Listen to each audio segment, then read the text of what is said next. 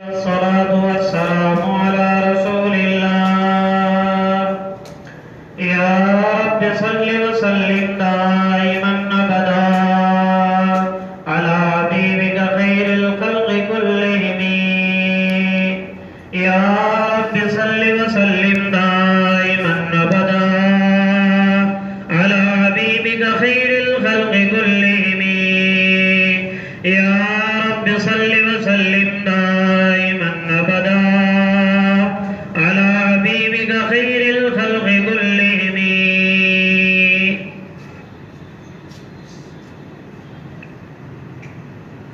Be be خدیجۃ الکبریٰ رضی اللہ تعالی عنہ کے نکاح کے وقت عمر مبارک 40 برس تھی، اور جیسا کہ گزشتہ کل یہ بات بتائی گئی کہ پہلے بی بی خدیجۃ الکبریٰ رضی اللہ تعالی عنہ کے 2 شوہروں کا انتقال ہوا تھا. حالہ ابن زرارہ التمیمی یہ پہلے شوہر تھے، جن سے 2 لڑکے تھے، ایک حالہ اور دوسرا ہند. پھر جب ان کا انتقال ہو گیا تو ان کا نکاح عتیق ابن عائس المخزومی سے ہوا. ان سے ایک بیٹی پیدا ہوئی جس کا نام ہندہ تھا. پھر عتیق ابن عائس المخزومی کا بھی انتقال ہوا. اس زمانے میں مطلقہ اور بیوہ عورتوں سے نکاح کرنے میں کوئی عیب نہیں سمجھا جاتا تھا. ہماری معاشرت چونکہ ہندوؤں سے بنی ہوئی ہے، ہمارا اٹھنا بیٹھنا چونکہ ہندوؤں کے ساتھ ہوا ہے، اس لیے جس طرح ہندوؤں کے یہاں پہ دوسرا نکاح کرنے کو بہت بڑا عیب سمجھا جاتا، یا مطلقہ سے یا متوفی عنہا زوجہا سے نکاح کرنے کو بہت بڑا گناہ سمجھا جاتا، اسی طرح مسلمانوں میں بھی یہ بہت پھیلی ہوئی ہے. اس سے پہلے بھی غالباً یہاں یا کہیں پر میں نے یہ بات بتائی تھی، کوئی آدمی دوسرا نکاح کرے اور کوئی اس کے اوپر عیب کی نگاہ سے دیکھے تو اس کو گناہ ملے گا اللہ کے یہاں پر.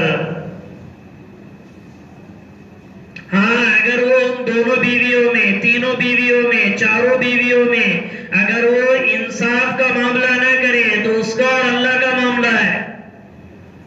میں اور اگر آپ ایک بھی اگر جملہ اس کے خلاف نکالیں گے تو اللہ کے یہاں اس کی پکڑ ہے، کیونکہ جس چیز کی اجازت اللہ نے دی، جس چیز کو شریعت نے روا رکھا، گویا ہم ہندوانہ رسم و رواج کی وجہ سے اس کے اوپر عیب کی نگاہ سے دیکھنا چاہتے، تو پھر ہمیں اسلام سے اور شریعت سے محبت نہیں ہے، غیروں کے رواج سے تعلق ہے. اس لیے مسلمانوں میں بہت بری بیج پڑی ہوئی ہے کہ کوئی آدمی دوسرا نکاح کر لے تو اسے عیب سے دیکھا جاتا. اسلام میں اور اسلام کے آنے سے، اور یہ 2-2 3-3 کا نکاح دیا عربوں نے، انہیں عربوں سے پہلے حضرت سلیمان علیہ السلام کے 300 بیویاں تھی. سلیمان علیہ السلام کی 300 بیویاں تھی. چونکہ وہ اللہ کے نبی ہیں اور جناب محمد رسول اللہ صلی اللہ علیہ وسلم کے تعلق سے خدا روایتوں میں آتا کہ ایک جنتی کو کل جنت میں ایک جنتی کو 100 مردوں کی طاقت اللہ دے گے، اور وہ 100 مرد سے مراد طاقتور مرد ہے. تو 100 مردوں کی طاقت، اور بعض روایتوں میں اس سے زیادہ بھی آیا ہے. یہ جو جنت میں اللہ دے گے، ایک جنتی کو 100 مردوں کی طاقت دے گے، اور 100 مردوں کی طاقت دنیا میں اللہ نے اپنے محبوب کو عطا فرمائی تھی. 100 مردوں کی طاقت تھی اللہ کے نبی میں.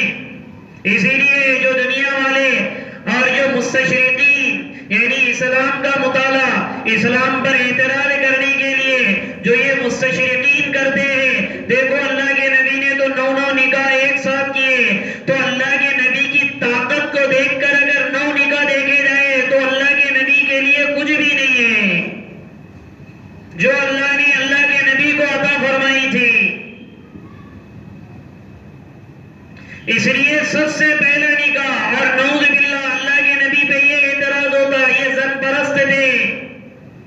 اگر واقعی میں اللہ کے نبی نعوذ باللہ ثم نعوذ باللہ اگر زن پرست ہوتے تو کوئی 25 سال کا نوجوان 40 سال کی بوڑھی عورت سے نکاح کرتا جس کے دو شوہر کا پہلے انتقال ہو گیا.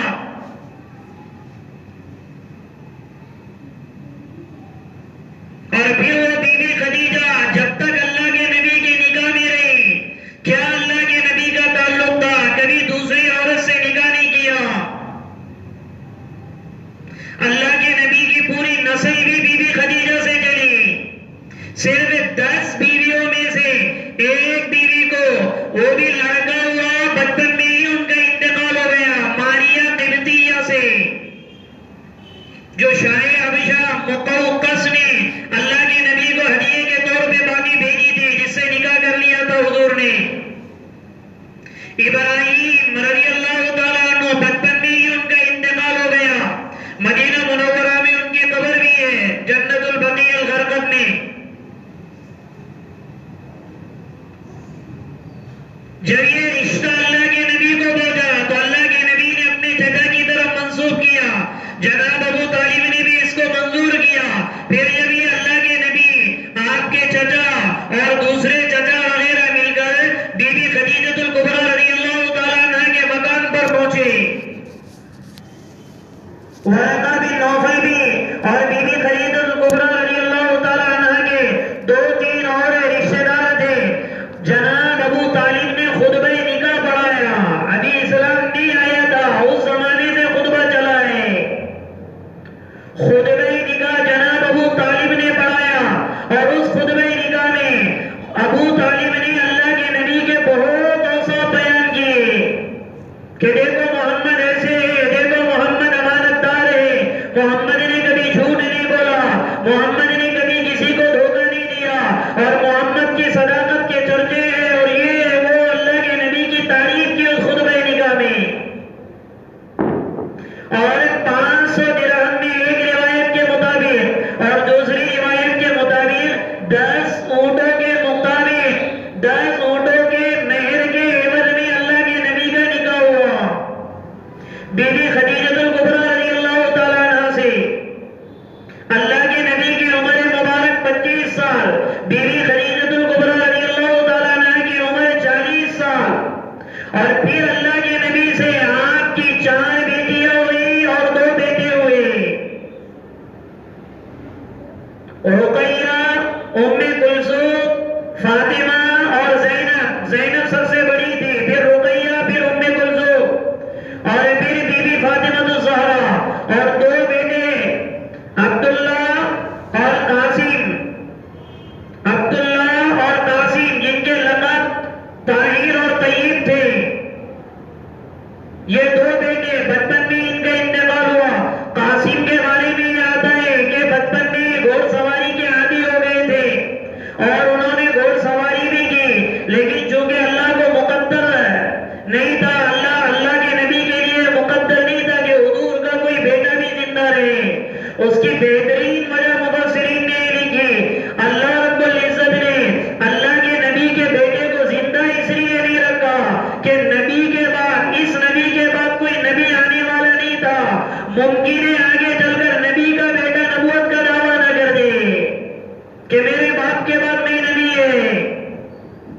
ایک شبہ تھا، شک تھا، یا پھر انہوں اگر نہیں لگے تو خوشامدی لوگ تو ہر زمانے میں رہتے. آپ ہے تو کوئی نہیں، آپ ہے تو کوئی نہیں. تو اگر ایسے کوئی خوشامدی لوگ یہ قاسم یا عبداللہ کو مل جاتے تو ممکن ہے وہ نبوت کا دعویٰ کر دیتے.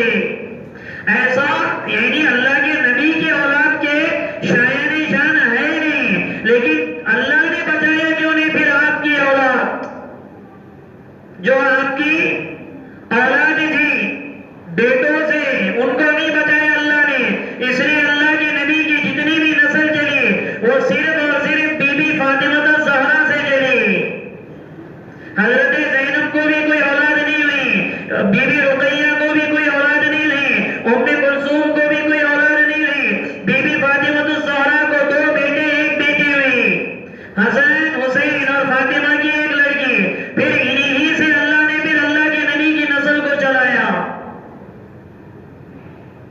تو یہ بی بی خدیجہ الکبریٰ رضی اللہ تعالیٰ عنہ سے اللہ کے نبی کا نکاح ہوا، جبکہ آپ کی عمر مبارک 25 سال تھی۔ پھر بی بی خدیجہ الکبریٰ نے اپنا جتنا بھی پیسہ تھا اللہ کے نبی لیتے تھے، تجارت کرتے اور پھر چلتے چلتے اللہ کے نبی کی عمر مبارک جب 35 سال کی ہوئی تو ایک باڑھ آ گئی عرب میں، سیلاب آیا جس سے بیت اللہ بالکل منہدم ہو گیا۔ جو بنائی ابراہیمی پر بیت اللہ بنا ہوا تھا، اور وہ جو عین کعبۃ اللہ جس جگہ اللہ نے اپنا گھر بنایا، یہ کل کائنات ابھی بنی ہوئی نہیں تھی، پورا پانی ہی پانی تھا، آسمان بھی نہیں تھا، زمین بھی نہیں تھی، یہ پوری خلا میں پانی ہی پانی تھا۔ جب اللہ رب العزت نے اس دھرتی کو دھرتی بنانے کا ارادہ کیا، اس وقت یہ زمین سے اور پانی سے پوچھا تھا کیا تم میری اطاعت کرتے ہو یا نہیں کرتے ہو؟ تو جس جگہ عین آج کعبۃ اللہ بنا ہوا ہے، اتنی جگہ میں سب سے پہلے اس جگہ نے کہا تھا اتینا طائعین، اللہ ہم تیری اطاعت کرتے ہیں۔ پھر اس جگہ کے بعد ساری یہ زمین نے اللہ کی اطاعت کے بول بولے۔ اللہ کو یہ ادا اس لیے اتنی پسند آئی کہ اس جگہ کے لیے اللہ نے اپنے گھر کو منتخب کیا۔ پھر یہ پانی سے گاڑا پن آتا گیا، سب سے پہلے اللہ نے بیت اللہ کو بنایا۔ جس جگہ بیت اللہ ہے وہ زمین بنی، پھر پوری اطراف میں زمین پھیلی۔ پھر جبریل امین کے ذریعے سے آدم علیہ السلام کو حکم دیا کہ اس جگہ اللہ کا گھر تعمیر کیا جائے۔ اب یہ روایتیں مختلف ہیں، بعض روایتوں میں یہ ہے کہ جبریل امین نے پہلے اللہ کا گھر بنایا، لیکن صحیح روایت یہ ہے کہ آدم علیہ السلام نے جب ان کو یہاں متحدہ ہندوستان میں اتارا، سرندیپ ایک جزیرہ ہے کیرلا کے آگے، اس جزیرے میں سرندیپ میں اللہ نے ان کو اتارا۔ آج بھی ہو جس جگہ پہ جس پہاڑ پہ اللہ نے ان کو اتارا، واللہ عالم اس کی حقیقت کیا ہے، لیکن پہلے سے لوگ کہتے ہوئے چلے آ رہے ہیں کہ وہ پہاڑ جو آج سرندیپ میں موجود ہے، وہیں پر اللہ نے اسی پہاڑ پہ حضرت آدم کو اتارا۔ پھر وہ وہاں سے چلتے ہندوستان، پاکستان، افغانستان، عراق، ایران کرتے پھر وہ مکہ پہنچے۔ وہاں پر جبرائیل علیہ السلام نے ان کو علامات بتائی، وہاں انہوں نے اللہ کا گھر تعمیر کیا۔ پھر چلتے ہوئے زمانہ گزرتا گیا، حضرت نوح علیہ السلام کا زمانہ آیا۔ نوح علیہ السلام کے زمانے میں جب انہوں نے بد دعا مانگی، رب لا تذر علی الارض من الکافرین دیارا انک ان تذرهم یضلوا عبادک ولا یلدوا الا فاجرا کفارا، اللہ اس دھرتی پر کسی بھی بے ایمان کو چلتا ہوا نہ چھوڑ، کیونکہ ان کی عورتیں بھی اگر کوئی بچہ جنے گی تو وہ فاجر اور فاضل جنے گی۔ اللہ نے پوری دھرتی میں پانی کو ڈال لیا، تو اس پانی کی وجہ سے وہ بیت اللہ اسی میں ختم ہو گیا تھا۔ پھر حضرت ابراہیم علیہ السلام، حضرت اسماعیل علیہ السلام نے مل کر اللہ نے ان کو بتایا کہ دیکھو یہاں پر اور روایتوں میں ادریس علیہ السلام کا بھی تذکرہ آتا، لیکن دوسری مرتبہ جو بیت اللہ کی تعمیر ہوئی تھی وہ حضرت ابراہیم علیہ السلام اور اسماعیل علیہ السلام کی تعمیر ہوئی تھی۔ باپ مستری بن گیا تھا اور بیٹا مزدور بن گیا تھا، تو اس زمانے سے وہ تعمیر ویسی رہی، کوئی خرد برد ہوتی رہی، لیکن جب اللہ کے نبی کی عمر مبارک 35 سال ہوئی تو جڑ سے وہ پورا کا پورا ختم ہو گیا بیت اللہ۔ چونکہ سیلاب جب آتا تھا تو یہ ادھر دو پہاڑ اور بالکل وادی میں بیت اللہ بنا ہوا تھا، تو یہ پہاڑ پر سے جو باڑھ آتی تھی وہ بھی وادی میں آتی، ادھر کے دو پہاڑوں کی جو باڑھ آتی وہ بھی وادی ہی میں آتی۔ اب تو سارے پہاڑ ختم ہو گئے، صرف ایک پہاڑ بچا ہے، جبل ابو قبیر بیت اللہ کے دائیں طرف، جس پر کھڑے ہو کر ابراہیم علیہ السلام نے آواز لگائی تھی اذن فی الناس یاتوا بالحج یاتوک رجالا علی کل ضامر یاتین من کل فج عمیق۔ تو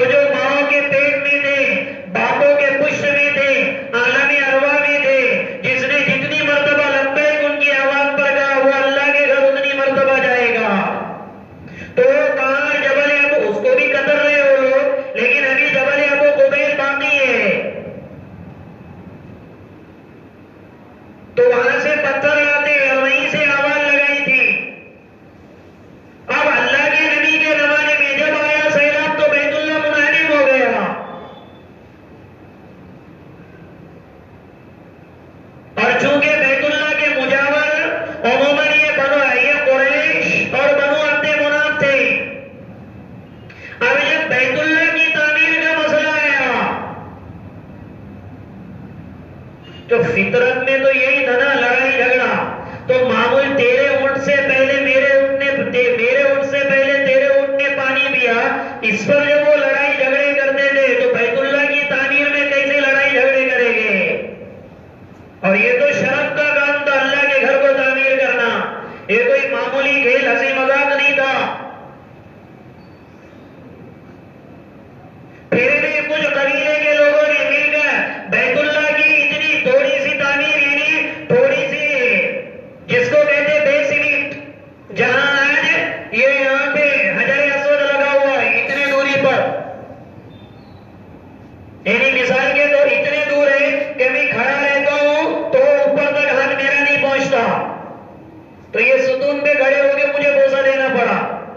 تو اتنے تو یہاں تک جب بیت اللہ آیا تو سب نے مل کے بنایا، لیکن حجر اسود جو دور پڑا ہوا تھا، بہتا ہوا گیا تھا، اب وہ حجر اسود کو لا کر وہاں نصب کرنے کی باری آئی تو پھر وہ پچھلی خاندانی شرف نکلنا شروع ہوا. بنو عبد مناف کہنے لگے ہم لگائیں گے، بنو زہرا کہنے لگے ہم لگائیں گے، بنو عبد الدار کہنے لگے ہمارا خاندان لگائے گا، قریش کہنے لگا ہم بنائیں گے، بنو ہاشم کہنے لگے ہم چونکہ کعبہ کے متولی ہیں اس لیے ہم وہاں پتھر لگائیں گے، بنو عدی کہنے لگے ہم یہاں پر پتھر لگائیں گے. ہر خاندان الگ آ کر بیت اللہ میں جمع ہو گیا. قریب تھا کہ جھگڑے ہو جاتے، کیونکہ بڑی شرط اور خاندانی وجاہت کا مسئلہ تھا، اور اللہ کے گھر میں پتھر لگانا کوئی معمولی بات تو نہیں تھی، کیونکہ قیامت تک آنے والے انسان کہیں گے کہ اس قبیلے نے یہ پتھر لگایا. اب لڑائی جھگڑے ہونے والے تھے کہ ابو امیہ ابن مغیرہ المخزومی، یہ بڑی عمر کا آدمی تھا، تو وہ بوڑھے آدمی نے یہ کہا کہ دیکھو نہ تم لگاؤ نہ تم لگاؤ نہ تم لگاؤ، جو اپنے یعنی مسجد حرام کی جو حد ہے اس حد میں کل صبح جو بھی پہلے آئے گا ہم یہیں پہ کھڑے رہیں گے، دیکھیں گے کل صبح سویرے یعنی سورج کے طلوع ہونے سے پہلے جو بھی پہلے بیت اللہ میں آئے گا وہ مطاف میں آئے گا، تو اس کے ذریعے سے ہی وہ پورا کا پورا فیصلہ کیا جائے گا کہ کیا یا وہ رکھے گا جو فیصلہ کرے. اللہ کا کہنا ایسا ہوا کہ اللہ کے نبی فجر سے پہلے صبح صادق میں مسجد حرام میں داخل ہوئے.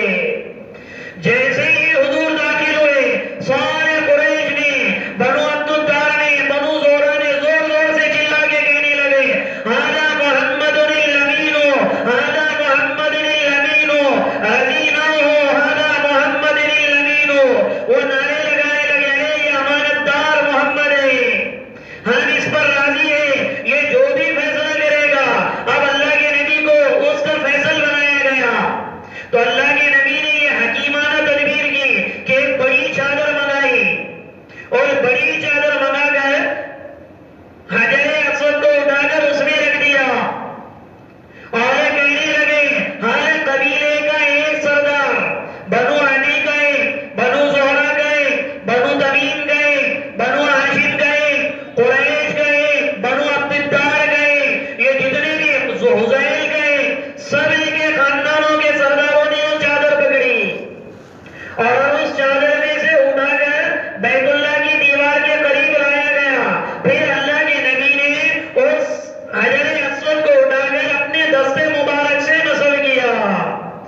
اس حکیمانہ تدبیر سے جو جنگ پھر سے ایک مرتبہ چھڑنے والی تھی، اللہ کے نبی کی برکت سے اللہ نے وہ جنگ کو ختم کرا دیا. پھر آگے وہ بیت اللہ کی تعمیر ہوئی تو اللہ کے نبی نے اعلان کیا کہ اس بیت اللہ کی تعمیر میں حلال طیب پاکیزہ ہی پیسہ لا کر ڈالنا. انہوں نے مشورہ نہیں کیا، دیکھو خود کے پجاری ہیں اور اپنے کمائیوں کو کیسے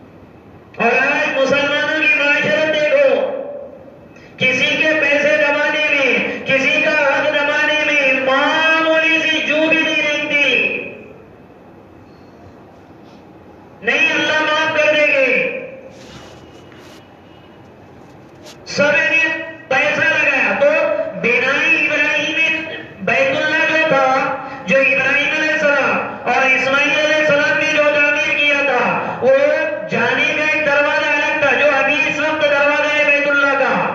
تو اندر انٹری کا دروازہ الگ تھا اور ایگزٹ باہر نکلنے کا دروازہ دوسرا تھا. بنائی ابراہیم میں داخل ہونے کا دروازہ الگ تھا اور نکلنے کا دروازہ الگ تھا. بنائی ابراہیم میں بیت اللہ کا دروازہ زمین کو لگا ہوا تھا. بنائی ابراہیمی میں بیت اللہ کا دروازہ زمین کو لگا ہوا تھا. اسی طریقے سے بنائی ابراہیمی میں بیت اللہ پر چھت نہیں تھی. بنائی ابراہیمی میں بیت اللہ پر چھت بھی نہیں تھی. اسی طریقے سے چوتھی چیز، بنائی ابراہیمی میں آج جو حتیم کا حصہ ہے جو بیت اللہ سے باہر ہے، بنائی ابراہیمی میں وہ حتیم کا حصہ بیت اللہ کے اندر تھا. سب سے پہلا جو دو دروازے تھے ابراہیم علیہ السلام، جب اس کی اچھا اس کو جب ریپیئر کرنے کے لیے بیت اللہ کو گرانے لگے نا، تو بیت اللہ کو گرانے، چونکہ وہ پورے ہیں، عمارت ختم ہو گئی تھی. اور اگر کسی کا گھر گر جائے تو آدمی اگر اس کو نوا بنانا چاہے تو پورا ہی کیا کر دیتا، جڑ سے ہی ختم کر دیتا، پھر اس کے پائے کھودے جاتے. بیت اللہ کی کچھ تھوڑا بہت باقی تھا تو قریش مکہ اس کو گرانے کے لیے گھبرا رہے تھے. ارے یہ اللہ کا گھر ہے، اس کو کیسے گرایا جائے، ممکن ہے اللہ کی طرف سے کوئی مصیبت آ جائے. تو کوئی ہاتھ لگانے کو تیار نہیں تھا. ولید ابن مغیرہ جو خالد ابن الولید کے ابا تھے، جن کے قسمت میں اللہ نے ایمان نہیں رکھا، بہت مالدار تھے. تو ولید ابن مغیرہ کہنے لگا چلو ہماری نیت تو صحیح ہے. تو کلاڑی مارنے سے پہلے، کدال مارنے سے پہلے اس نے ہاتھ اٹھا کر کہا اللہم لا نرید الا هذا الخیر. اللہ یہ تیرے گھر کو گرانے سے جو بچی کچی دیواریں ہیں، ہمارا ارادہ خیر کے علاوہ کچھ بھی نہیں ہے. مکہ والے سب ڈر رہے تھے کہ پتہ نہیں یہ گرائے گا تو اس پر مصیبت. تو اس نے زور زور سے کدال ماری. تو دوسرے دن شام، یعنی دوسرے دن تک مکہ والوں میں کسی نے بیت اللہ کو ہاتھ نہیں لگایا، یہ سوچ کر کے دیکھو ولید ابن مغیرہ پہ اللہ کی مصیبت کون سی آتی ہے. تو 24 گھنٹے گزرنے پر بھی ولید ابن مغیرہ پر کوئی مصیبت نہیں آئی. تو اس کی مصیبت نہ آنے کی وجہ سے پھر قریش مکہ نے پھر بیت اللہ کو منادیم کرنا شروع کیا. تو پھر اس کو کھودتے گئے، کھودتے گئے، پھر کھودتے کھودتے جب بنائی ابراہیمی پر پہنچے تو جب وہ بنیاد تھی نا، بنیاد وہ جو اندر کیا کہتے ہیں اس کو، نہیں بیسمنٹ تو اوپر رہتا، بالکل اندر پایا بناتے نا، تو پائے پہ جب ان کی کدال لگی تو ایک بم سے پھٹنے کی آواز آئی مکہ میں. پھر دوسری کدال اس پر لگی تو ایک زور سے آواز آئی. تو کسی بڑے آدمی نے کہا کہ ارے یہ قربانی دینے والوں کی بنیادیں ابراہیم نے بنیاد ڈالی ہوئی ہے. اللہ کو منظور نہیں ہے کہ اس بنیاد کو بھی کچھ کیا جائے، اس لیے بچا کچا جتنا اوپر گئے وہ صاف کیا گیا، لیکن بنیادیں جیسی ہے ویسے ہی ابراہیم علیہ السلام کی بنیادیں. اچھا اس زمانے میں جدہ پر ایک پانی کا جہاز، تجارتی جہاز تھا، وہ ٹکر کھا کے الٹ گیا. تو ولید ابن مغیرہ وہاں سے بھاگا اور بھاگ کر سیدھا جدہ 120 کلومیٹر ہے، اونٹوں پر اور کہیں پر گھوڑوں پر وہ لوگ جاتے تھے. وہاں جا کر وہ جو جہاز ٹوٹ گیا تھا تو جہاز کے بڑے بڑے پترے اس نے خریدے جو مضبوط قسم کے تھے، اس نے وہ لائے اور لا کر اس نے بیسمنٹ میں لگائے تاکہ اور زیادہ. اس زمانے میں جہاز کے پترے بہت لوہے کے ہوتے تھے اور بڑے مضبوط ہوتے تھے. دیکھو کافر ہے، جہنمی ہے، اسی لیے علماء نے لکھا ہے شاید یہ ولید ابن مغیرہ کی ہی اللہ کو ادا ایسی پسند آئی تھی کہ ان کے بیٹے خالد کو ایمان کی توفیق دی اللہ نے. اور یہی خالد ابن الولید کے بارے میں مشہور ہے، جس جنگ وہ جنگ میں کبھی پیچھے نہیں ہٹے. تو لوگوں کا عقیدہ بن گیا تھا کہ خالد بن الولید جس جنگ میں ہو گئے وہ جنگ میں مسلمانوں کو شکست نہیں ہو سکتی. تو حضرت عمر رضی اللہ عنہ تو ایسے معاملے میں بڑے سخت تھے. فوراً حضرت عمر کو معزول کر دیا امیری سے کہ لوگوں کا عقیدہ بگڑ رہا ہے کہ تو جس جنگ میں ہے اس جنگ میں کسی مسلمان کو شکست نہیں ہو سکتی. اس لیے اچھا ان کو جو معزول کرنے کے لیے بھیجا بھی کس کو؟ حضرت بلال رضی اللہ عنہ کو. حضرت خالد بن الولید خاندان بنو مخزوم کی ناک تھی، ناک بنو مخزوم کی. اور وہ یہ منبر پر کھڑے ہو کر اپنے پوری ہزاروں فوج کو خطبہ دے رہے، تقریر کر رہے ان کے سامنے. اور بلال حبشی کو بھیجا ان کو معزول کرانے کے لیے. اور وہ منبر پر چڑھے بلال حبشی، سر میں سے امامہ نکالا، سر میں سے امامہ ان کا نکالا. سر میں سے امامہ نکالنے کی علامت یہ تھی کہ تجھے عمارت سے معزول کر دیا گیا. جب وہ اور کہنے لگے تیری جگہ ابو عبیدہ رضی اللہ عنہ کو امیر بنایا گیا. جب وہ منبر سے نیچے اترے تو ساروں قطار بلال حبشی رضی اللہ تعالیٰ عنہ گلے پڑ کے رونے لگے. تو لوگوں نے پوچھا اتنی جرأت سے اوپر چڑھ کر امامہ اتارا اور نیچے اترنے کے بعد رو کیوں رہا؟ تو حضرت بلال حبشی رضی اللہ عنہ نے فرمایا اوپر چڑھ کر امامہ نکالنا امیر کا حکم تھا اور نیچے اتر کر اس کے گلے پڑ کر رونا یہ خالد کی محبت کی میری دلیل ہے. خوب روئے. تو حضرت خالد رضی اللہ عنہ کہنے لگے عمر کے لیے نہیں لڑتا تھا، عمر کے لیے جہاد نہیں کرتا تھا، اللہ کے لیے کرتا تھا. اللہ تیرا شکر ہے عمارت کا بوجھ مجھ سے ہٹایا، اب معمولی سپاہی بنایا. تو اب سپاہی رہ کر عمارت سے زیادہ اب میں لڑوں گا. کیونکہ امیر تھے تو سامنے جانے کو لوگ صحابہ کہتے تھے امیر صاحب تم مت جاؤ. ابھی جماعت میں کبھی گئے تو نہیں ہوتا، امیر صاحب کبھی خدمت میں گئے ہوتے تو ساتھی کیا بولتے؟ امیر صاحب تم رہنے دو، امیر صاحب تم رہنے دو. تو ایسے ہی ان کو تو خالد بن الولید خوش ہوتے تھے اللہ تیرا شکر ہے عمارت سے معزول کیا، اب جان تیرے راہ میں شہید کرنے میں موقع ملے گا. اس لیے 60 ہزار کے مقابلے میں اکیلے نکل جاتے تھے کہ کم سے کم شہادت کا درجہ ملے. لیکن اللہ جو چاہتے ہیں وہ ہوتا ہے. بستر پر اللہ نے ان کو موت دی. بدن کا کوئی حصہ ایسا باقی نہیں تھا جس پر تیر اور تلوار کے نشان نہیں تھے اور بد دعا کر رہے تھے میرے اور آپ کے جیسے لوگوں کے لیے. کہہ رہے اس آدمی کی ماں گم ہو جائے اس کا کبھی بھلا نہ ہو جس کی موت بستر پر ہو. خالد تو بھی کیسا ہے کہ ساری زندگی تیر اور تلوار کے سایوں میں رہا اور موت تیری بزدلوں اور عورتوں کی طرح ہونے لگی. یہ اشعار بڑے طاقتور ہیں ان کے موت کے وقت کے. آخری سانسوں میں کہہ رہے تھے عورتوں کی طرح مر رہا ہے بستر پر. کیا تمنائیں ہوگی ان کی اللہ کے راستے میں شہادت کی. اس لیے علماء نے لکھا ہے اور وہ ان کو کوئی شہید کر بھی نہیں سکتا تھا. اس کی وجہ یہ تھی کہ اللہ کے نبی نے ان کو سیف اللہ کہا تھا، اللہ کی تلوار.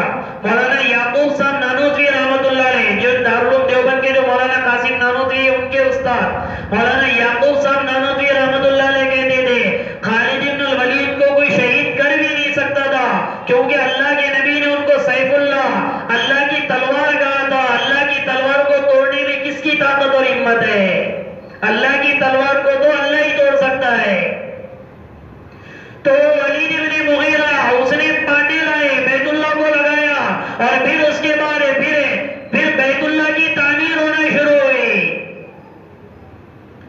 بسم اللہ الرحمن الرحیم. اللهم لك الحمد كله ولك الشكر كله ولك الثناء كله ولك الملك كله ولك الخلق كله وإليك يرجع الأمر كله بيدك الخير كله إنك على كل شيء قدير. اللهم صل على روح سيدنا محمد صلى الله عليه وسلم في الأرواح وصل على جسد سيدنا محمد صلى الله عليه وسلم في الأجساد وصل على قبر سيدنا محمد صلى الله عليه وسلم في القبور. اللهم اهدنا واهد بنا